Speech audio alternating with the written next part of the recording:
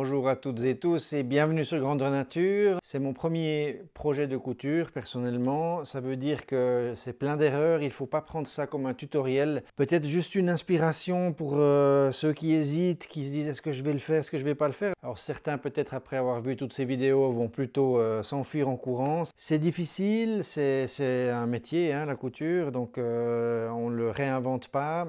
Donc mon sac est plein d'erreurs, c'est pas très joli les coutures, ça va dans tous les sens, ça zigzag, voilà. Le but est accompli pour le moment, mais j'ai pas encore fini. C'est des longues vidéos, c'est vraiment destiné plutôt à ceux qui sont intéressés à voir le procédé, de suivre l'aventure, ou qui tout à coup, qui ont pour certaines zones, certaines questions, certains trucs de fabrication aussi, des questions ou envie de voir un petit peu comment les autres font.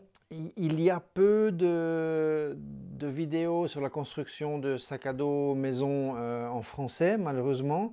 Donc je me suis dit que c'était bien de pouvoir lancer ces pavés comme à mon habitude. Ça veut dire que c'est jamais avec des vidéos très courtes pour moi. Maintenant, en soi, on ne peut pas non plus résumer en 10 minutes la construction d'un sac à dos à mon avis, parce que sinon on passe sur plein de choses et surtout sur l'essentiel. Ça veut dire les centaines de petites choses et soucis que l'on va rencontrer au point de vue technique, au point de vue assemblage, au point de vue matériel, au point de vue choix de X et Y. Voilà, il y a beaucoup. C'est un projet très vaste. J'ai essayé de faire du mieux que je pouvais pour faire suivre tout ça. Il y a beaucoup de moments où j'ai douté, je doute toujours.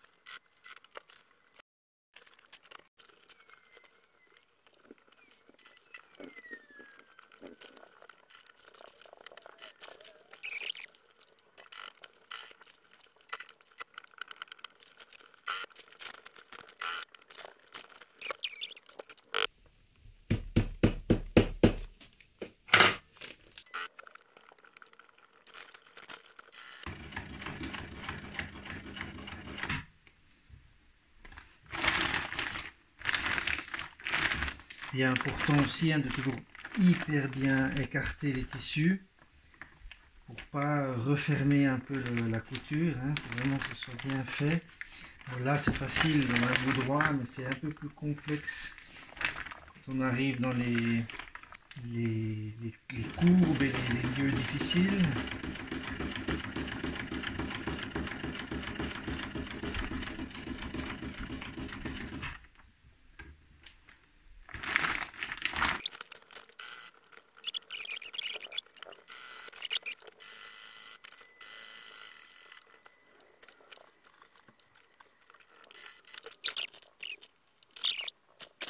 C'est pas terrible, mais c'est pas... Aïe, voilà. Bon ben voilà, typiquement, ici un exemple, j'ai pris un peu de tissu là. Mais ça reste, voilà, on y voit quasiment rien. C'est pas super, mais voilà. C'est très frustrant parce que c'est les finitions, c'est des parties bien visibles, hein. C'est des finitions, puis en même temps, je suis dans l'incapacité de faire propre vraiment. Puis du coup, c'est tout qui se voit, puis ça fout en l'air un peu le. Voilà. Mais disons que l'un dans l'autre, ça va aller, ça va aller. J'avais dit que je le faisais pas. Je vais quand même me lancer dans la couture à plat de la zone de la ceinture. Oui.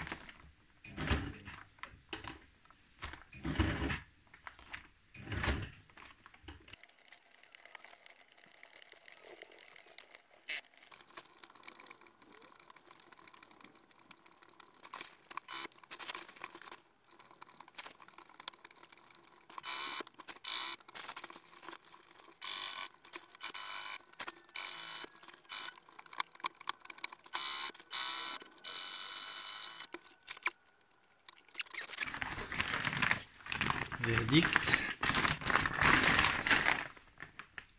Là ça joue bien, là ça joue bien, là ça joue, là ça joue, yes, c'est bien. Juste au coin là où je ne l'ai pas faite. Allez, encore un effort. En fait, ma machine elle passe au travers. Hein. Elle y arrive cette coquine.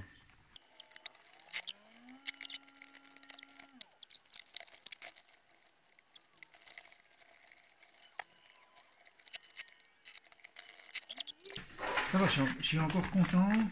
J'ai pu faire toute la couture mise à plat, complète, sauf le coin sur 6 mm la fin ici, et puis à peu près 1 cm sur l'angle.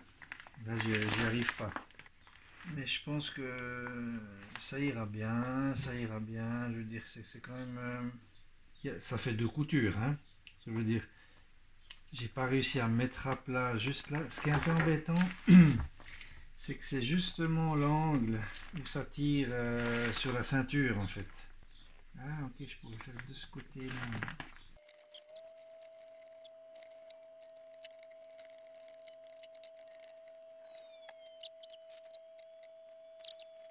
Non, ça va, je suis content. De ce côté c'est réussi. Maintenant le problème ce sera de l'autre côté, hein, ça c'est sûr. Enfin c'est réussi, j'y suis arrivé plus ou moins. J'ai des erreurs, j'ai un peu de cafouillage là à l'angle, hein, tout en bas. Donc voilà, j'ai dû m'arrêter ici, et puis ici je me suis arrêté là. Donc il y a juste ce petit coin qui n'est pas un flatfeld, mais bon, en même temps ça va aller, hein. Voilà. L'important c'est ici. Là c'est bien pris quand même, ça devrait bien jouer. Ah, ça va aller, ça va aller. Là le report c'est parfait, il est bien pris. Aussi, il ne faut pas oublier que dessous, il y a les renforts, hein, donc je suis quand même bien cousu, il n'y a pas de souci, on ne va pas péter comme ça, normalement. Normalement. Alors, on retourne tout. On va s'attaquer à l'autre côté. Il faut juste que je contrôle voilà, que tout soit encore bien scotché, là, hein, pas avoir de soucis.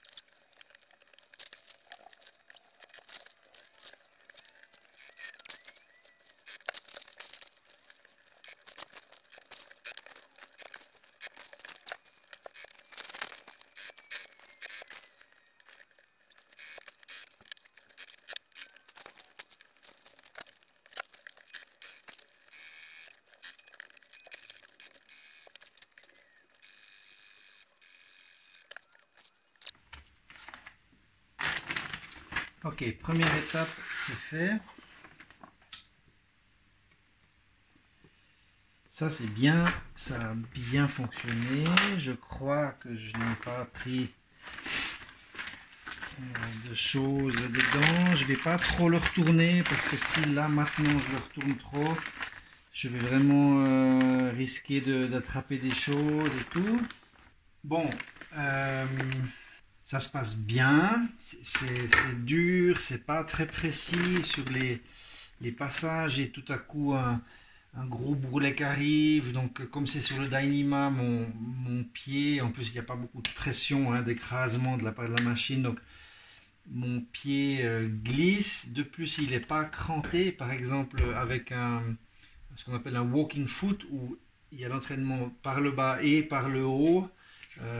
On a plus de maintien du tissu, puis l'avance est nettement mieux, ce qui fait que des fois en descendant d'un bourrelet par exemple avec des sangles, en descendant de ça, ça fait 2 points qui sont donc beaucoup plus longs.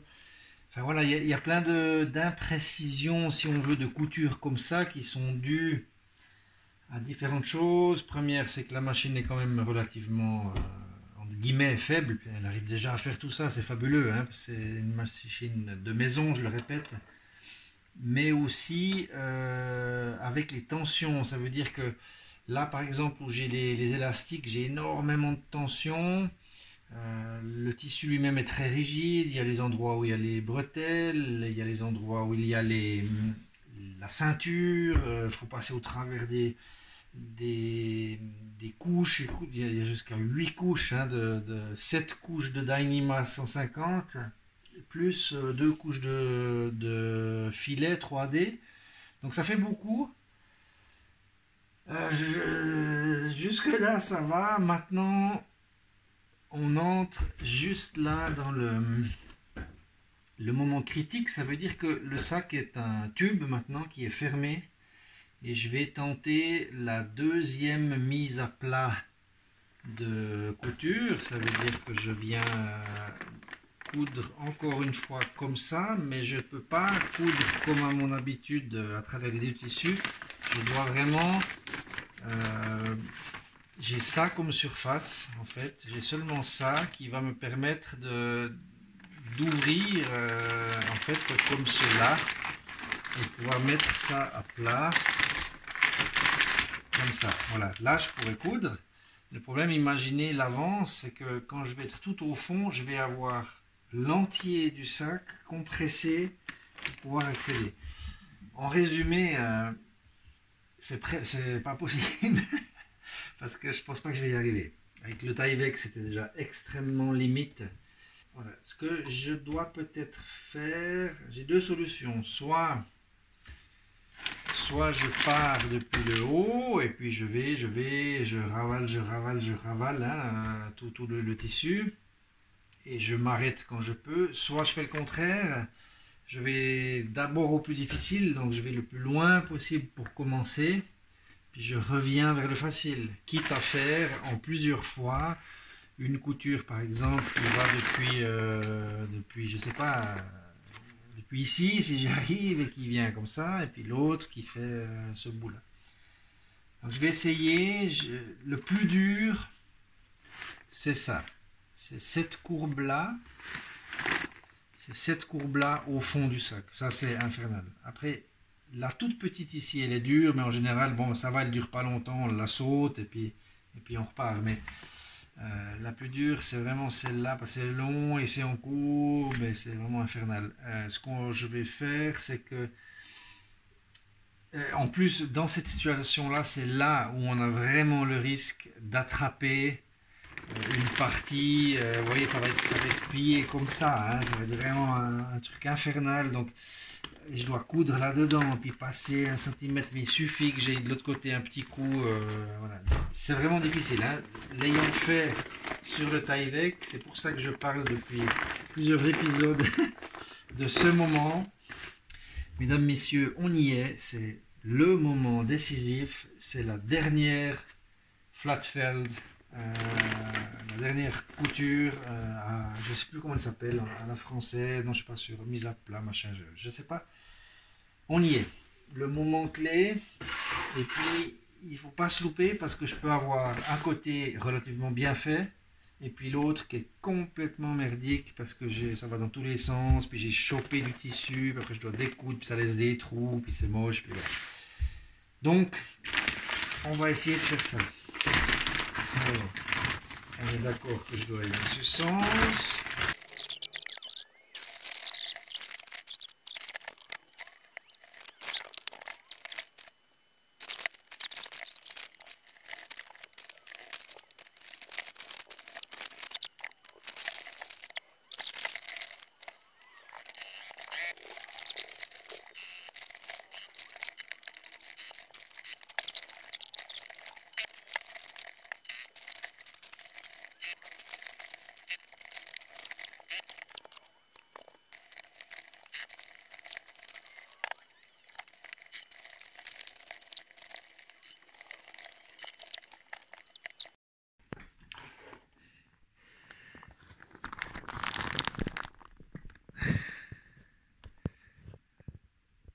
Voilà, donc on voit où l'aiguille est, dans le sens où le scotch jaune, là, il a l'air d'être coincé, d'être pris. Donc c'est pas normal. Il faut que je comprenne où j'en suis. Et voilà, j'ai l'impression que j'ai chopé un truc là.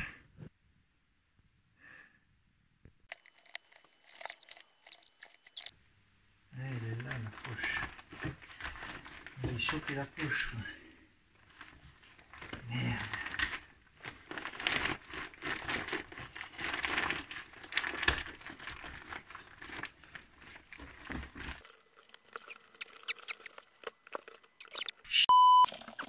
J'y étais presque. Ah. Ah.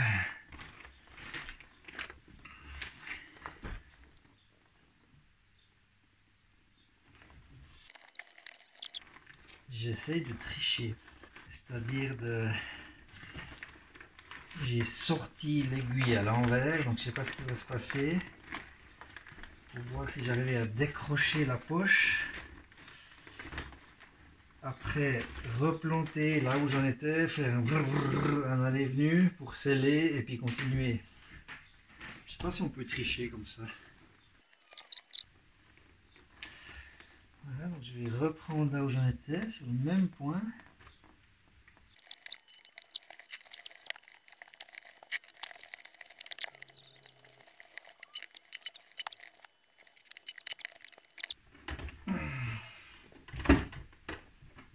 Allez ma tétine, allez vas-y, courage. On y est presque, on y est presque.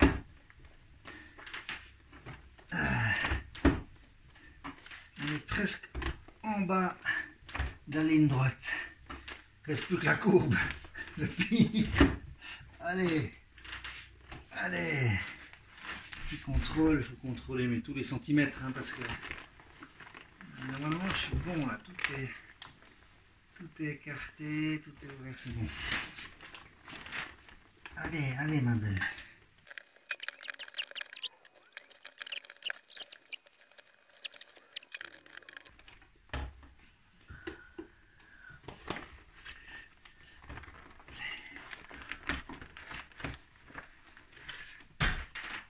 Je sens.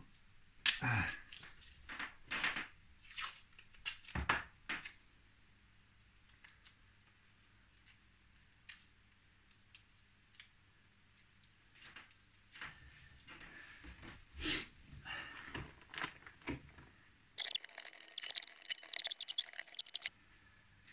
Ok, première bataille gagnée. Je crois que ça a passé là. Youhou! Maintenant il reste juste... il reste quoi? Il reste juste le long bout plus la fameuse courbe.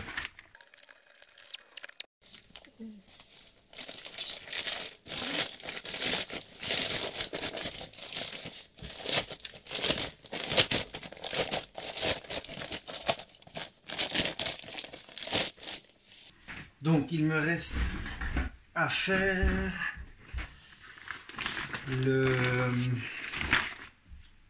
la dernière ligne pas tout à fait droite. Ça veut dire mise à plat, flatfeld de cette couture là avec le gros challenge qui est la courbe en fin de course. J'ai réussi à partir presque depuis l'angle. C'est plus facile sur la ligne droite, donc on verra ce que j'arriverai à faire là.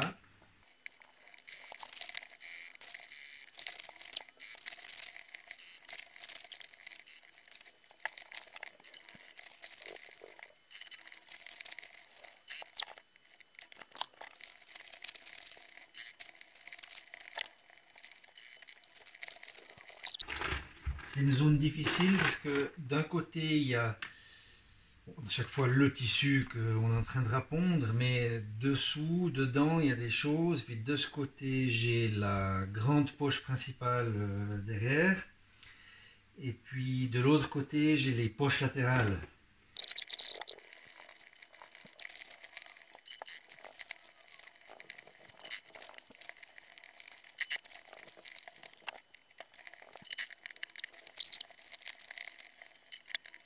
Je pense un des deux fils a pété, donc je vais retourner en arrière. Je vais retourner en arrière pour remettre du bon fil si on veut et continuer ma couture. De nouveau tricher. Je ne sais pas si ça se fait, mais c'est fait.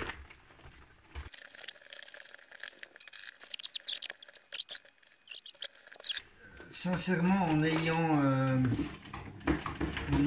scotché les poches par exemple sur le côté, ça aide beaucoup parce que pour le premier prototype en Tyvek, j'avais pas scotché. Ah, là, je dois faire passer tout le sac. Je dois faire passer tout le sac. Pour le premier prototype en Tyvek, j'avais pas scotché les poches, puis du coup j'avais ces tissus qui se baladaient parce que comme la poche elle est pas tendue, hein, il y a de la marge, il y a du mou quoi pour le tissu, pour la contenance de la poche. Du coup ça avait bien piqué dans plein de trucs, enfin, c'était une catastrophe. Et là finalement, alors c'est vraiment moche, hein, dans le sens, si on regarde les coutures à l'intérieur, ça fait partir en courant, mais c'est invendable par exemple, ça va dans tous les sens, etc. Moi je peux m'en contenter, je sais que ce sera solide, il va falloir que je le teste, on est d'accord, mais je veux dire, ça reste deux coutures fortes, qui ont bien pris les points, avec une mise à plat, donc je veux dire, solide ça le sera. Il faut voir à l'usure, parce que là où on pose, si j'ai une couture qui est proéminente, puis que je pose le fond de sac à dos toujours dessus, ben elle va s'user vite, donc le fil va péter, donc ce genre de choses plutôt. Ça veut dire les placements des coutures, les finitions, voilà. Mais en termes de solidité, c'est bon, ça tient.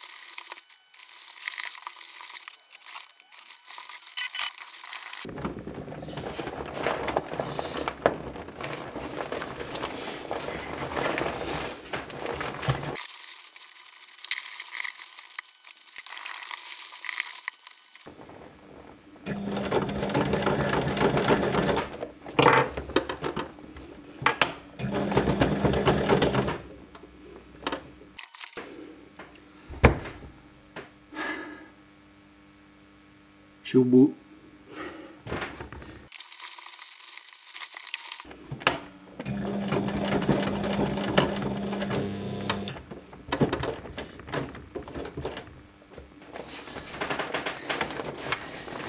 Youhou! Yeah! Youpi! Oh la vache!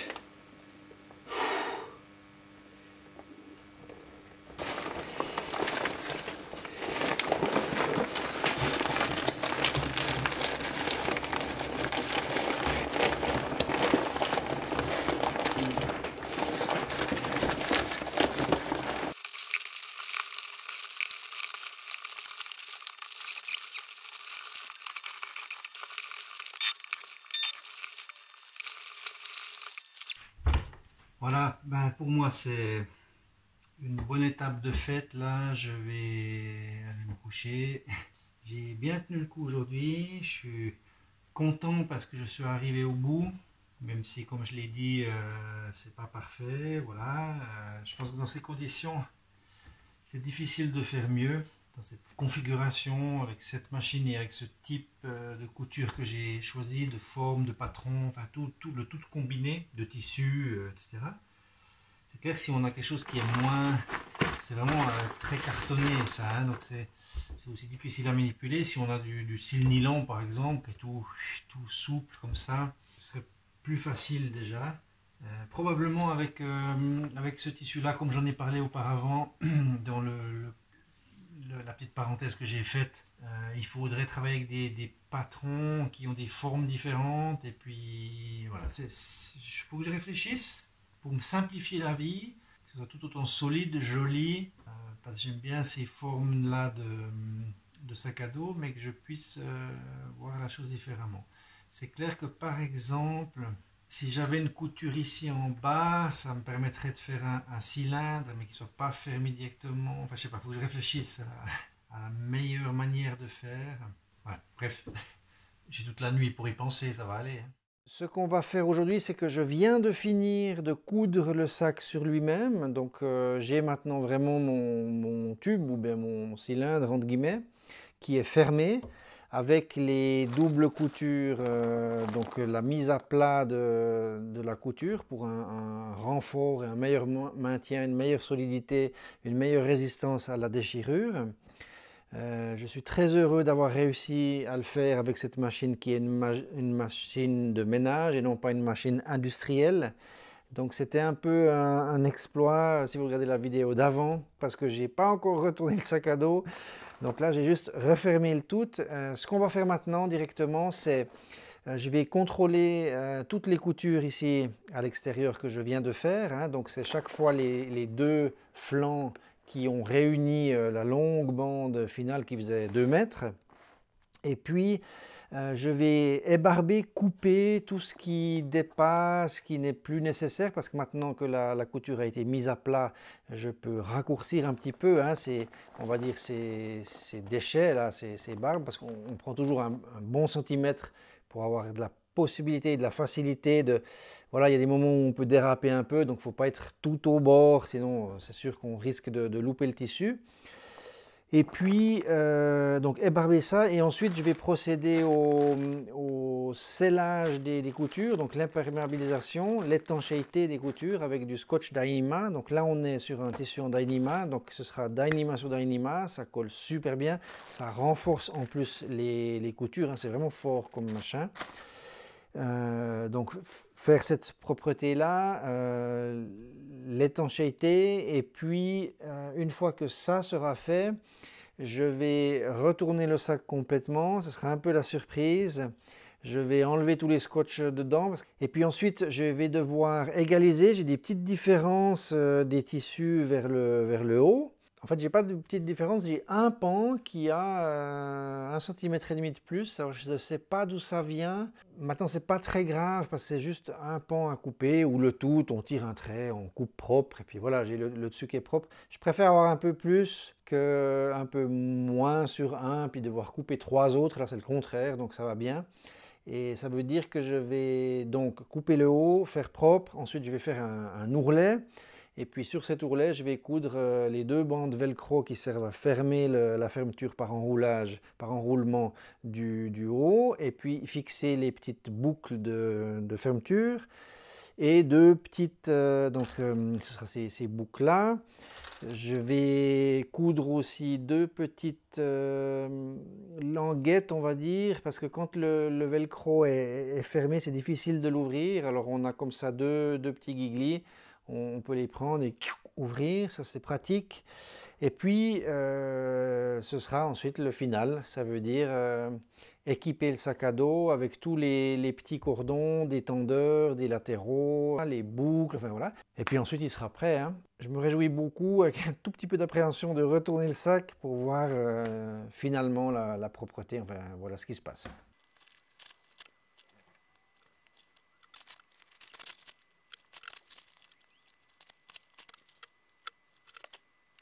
Alors on va faire un petit survol. Voilà, donc c'est un petit peu pour vous montrer les coutures. Comme vous voyez, il y a bien des endroits où tout à coup il y a un peu du slalom.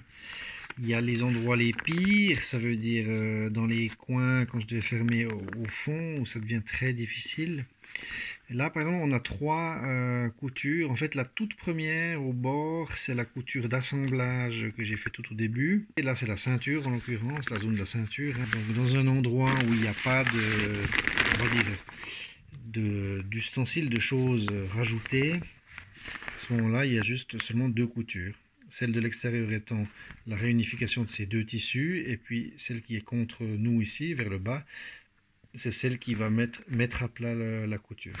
Et puis de l'autre côté, côté extérieur, sac à dos, visible, etc., on verra qu'une seule couture apparente, qu'un seul fil, ce sera celui-là.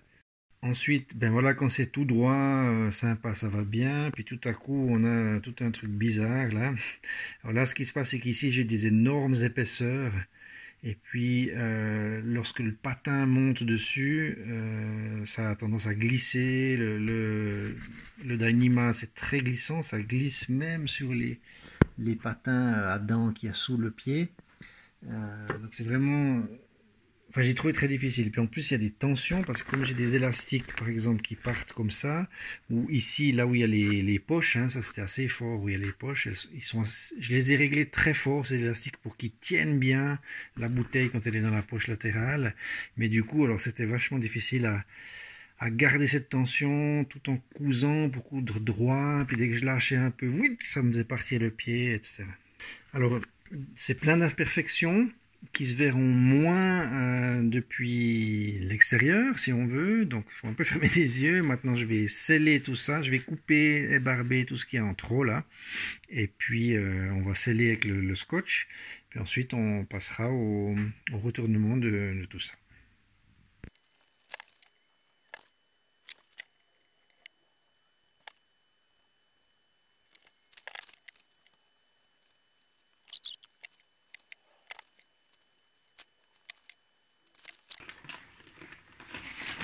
Je suis très content.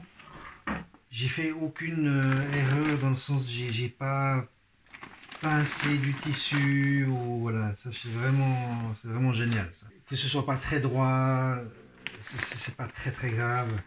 C'est embêtant c'est sûr parce que tout le reste du sac qui m'était donné vraiment beaucoup de peine et puis il est pas mal. Puis là tout à coup il y a des bouts pas très droits.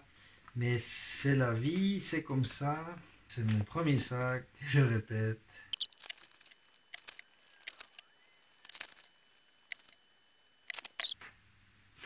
Une chose qui m'intéresse beaucoup aussi, c'est une fois qu'il sera fini, c'est de tester le litrage. Parce que j'ai qu'une idée précise, disons, j'ai essayé de viser 40. Et je vais donc faire un essai, un sac poubelle, et puis mettre des arrosoirs de 10 litres, puis essayer quoi.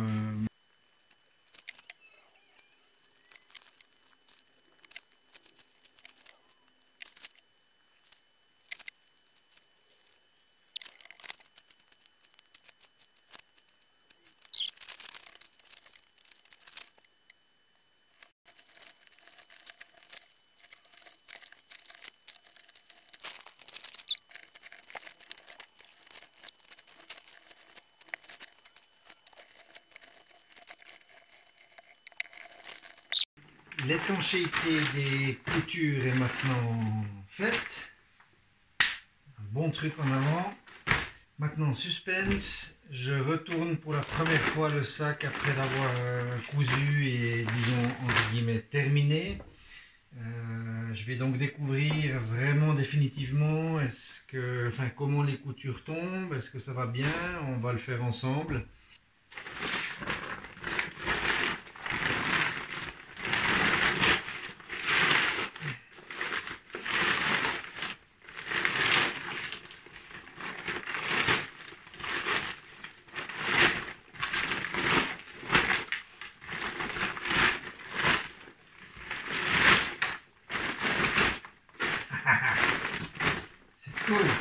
C'est cool de le voir un coup dans le bon sens. On va enlever tout ça. Hein. C'est terminé maintenant. Ah, ça fait du bien. Cool.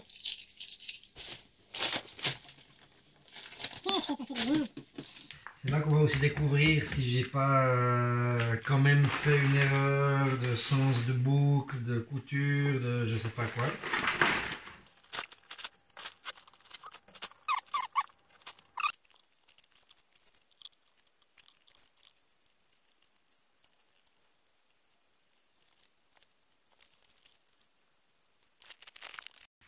Voilà les amis, deux, trois petits soucis, notamment sur une des coutures ici qui prend la poche légèrement. Puis du coup j'ai 2-3 sauts de... Ah non, c'est l'autre. J'ai 2-3 sauts de points. C'est pas grand chose à corriger, je vais juste le faire, je vais devoir retourner le sac puis faire un petit coup de ratch ici pour juste voilà, resolidifier, hein, réassurer là où il y a eu des sauts. Quand c'est un point qui saute, si on veut, c'est que l'aiguille elle n'arrive pas à aller assez profond puis à choper l'autre fil, du coup elle court, mais il n'y a pas la lésion de l'autre fil, donc ça fait des tirés comme ça au lieu de faire les 3 points, par exemple si elle loupe 3 points, ben ça fait un trait continu. Voilà, donc j'ai 2 endroits comme ça, un ici puis juste un à côté là, mais c'est vraiment pas grand chose, hein. J'irai faire un petit 2 cm et puis ici il faut que je fasse pour que ce soit bien un bon 10 cm, clac clac. Voilà, sinon très content. Il sort super bien, on le verra mieux demain. Je vais encore terminer l'intérieur, là je vais me coucher le dessus, pardon, le sommet. Je vais me coucher et puis demain est un autre jour et ce sera fini demain. Yes! Voilà, après une nuit de repos, j'ai donc presque terminé le sac à dos. Il sort bien, je suis content. J'ai un petit souci de longueur et de positionnement des bretelles quand même. Donc voilà, c'est un peu un petit coup dur si on veut. Je ne l'ai pas encore testé avec du poids sur le dos. Donc le sac vraiment rempli avec le matériel, hein, c'était un sac de couchage, donc c'est tout léger. On ne se rend pas vraiment bien compte du truc, mais disons, voilà, de toute façon, elles auraient nécessité d'être un peu plus longues, donc les choses sont situées un peu trop haut. On verra ça plus tard, quand je l'aurai vraiment fini, que je le chargerai, que je le porterai, puis à ce moment-là, on va discuter des différentes choses. C'est relativement petit, si on veut, comme erreur, vu l'envergure du projet, et puis surtout que c'est mon premier sac à dos et mon premier projet de couture. Donc, ayant aucune expérience dans le monde de la couture et tout, je pense que c'est bien. Je suis quand même vachement content.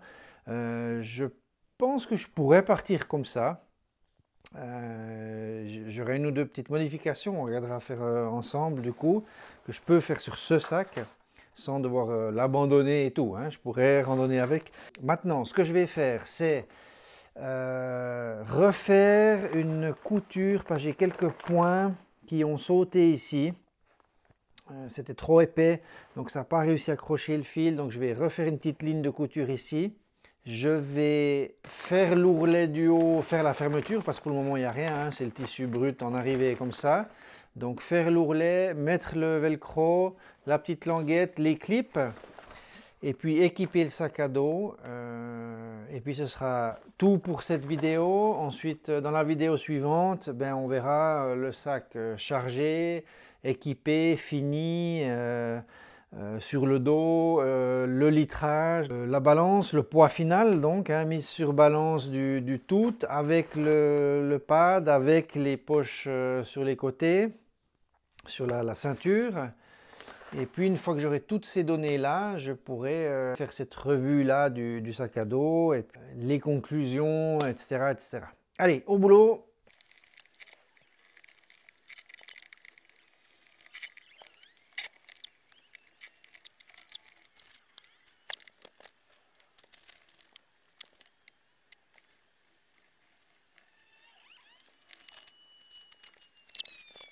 Voilà, donc ma retouche couture, elle est faite, je suis content.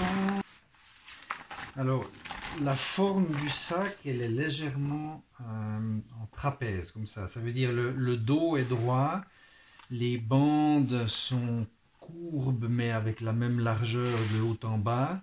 Et puis le devant, ici, lui, il est légèrement en trapèze pour évaser tout légèrement le sac sur le haut. Vu qu'en bas, on a les bouteilles d'eau qui font déjà une certaine largeur, je garde le bas un tout petit peu plus étroit, vu qu'il y a les bouteilles d'eau, et puis le haut pour avoir un peu plus de place. Si j'essaie de me placer sur le quadrillage, voilà, là je suis comme ça. Bon, c'est pas une science exacte, hein, on s'en fout un peu d'être au millimètre sur une fermeture comme ça. Mais on va quand même essayer d'être précis.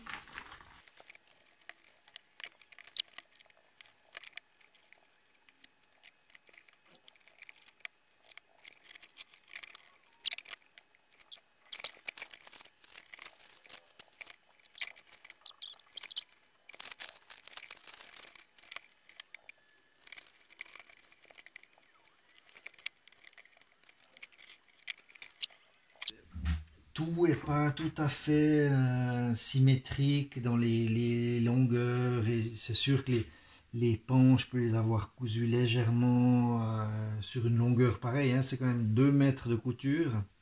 Du coup, on peut avoir une différence peut-être de 1 cm, hein, une espèce de décalage, de glissage sur le côté. Voilà, donc j'essaye plus ou moins de prendre une moyenne entre tout, le milieu du milieu, de la répartition, puis le visuel et compagnie. J'ai tranché, j'ai coupé, c'est bon, on y va. Maintenant, il faut que je choisisse le type de velcro que j'aimerais. J'en ai des plus larges, des plus forts, des moins forts, des plus fins, etc. Le but d'un velcro ici, c'est pas de sceller. Ça doit pas être méga résistant. Sinon, c'est insupportable à chaque fois que vous voulez ouvrir votre sac. Crac, devoir tirer comme un malade. Parce qu'il y a des velcro vraiment qui crochent bien. Hein. Là, j'ai du velcro, c'est une marque. J'ai du velcro, du vrai. Je pense pas que je vais l'utiliser pour là. Ça, c'est du vrai velcro. C'est vraiment c'est costaud. Si vous avez toute cette bande là à ouvrir comme ça, c'est pas très chouette, quoi. Enfin, voilà, c'est trop fort. On veut donc simplement un velcro qui tient dans la durée, mais qui tout légèrement aide à fermer, à maintenir fermé le haut du sac à dos au moment de l'enroulement. C'est tout. Voilà, j'ai choisi un velcro, on va dire, moyenne taille, moyenne résistance, mais il est intéressant celui-là parce qu'il a un bord non velcroté, on va dire. Du coup, c'est pratique pour la couture, on peut juste venir au bord comme ça. Et puis aussi parce que il va bien correspondre à la largeur ensuite de la sangle, de la petite boucle, etc. Donc ça va jouer tranquille, hein, par rapport à la largeur de l'ourlet.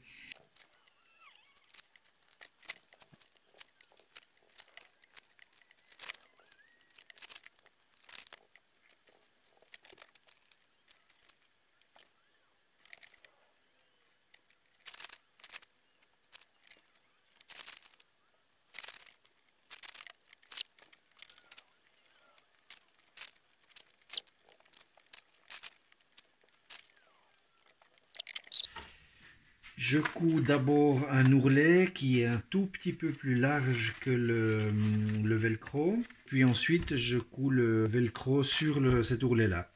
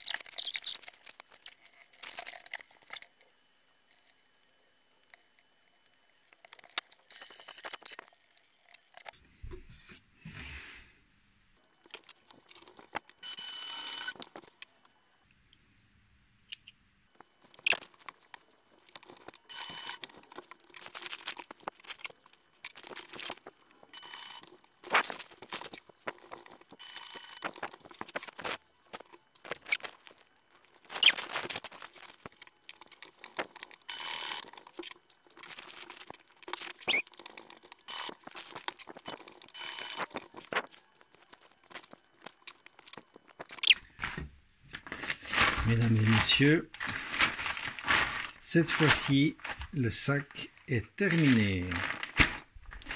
Donc l'avantage, voilà, ça s'accroche juste ce qu'il faut. Il faut couper les fils encore. C'est ce que je voulais. Pas un velcro trop fort, parce que j'en ai eu un qui avait un velcro très fort. Et en fait, je trouvais ça ennuyeux. Moi, ce que j'aime, c'est juste, je prends les deux manies, hop, c'est fermé. Et puis, quand j'ouvre, j'ai mes petites nicelettes là, ça tient si on veut. Mais le but, c'est juste que quand je le roule, même si je le roule ici par exemple, de ce côté-là, il ne va pas se rouvrir. Il est juste un peu appliqué. Après, si tu veux bien fermer, tu peux bien l'appliquer comme ça. Puis, du coup, il tient plus. Mais le but, c'est vraiment, paf, on roule 3 fois, on croche, puis c'est fini. Voilà, mission accomplie. Donc, voici mon sac à dos qui n'a pas de nom. Terminé, je vais juste l'équiper encore. Je dois mettre 2-3 de ces tendeurs, faire les nœuds au bout, là, des petites ficelles, brûler, etc. Mais sinon, tout est fonctionnel. Je dois ajuster le pad ici encore, le couper un tout petit peu pour qu'il rentre plus facilement. Et puis on discutera ensuite des choses éventuellement que je dois faire sur les straps ici, ça on verra. Pour cet épisode c'est fini.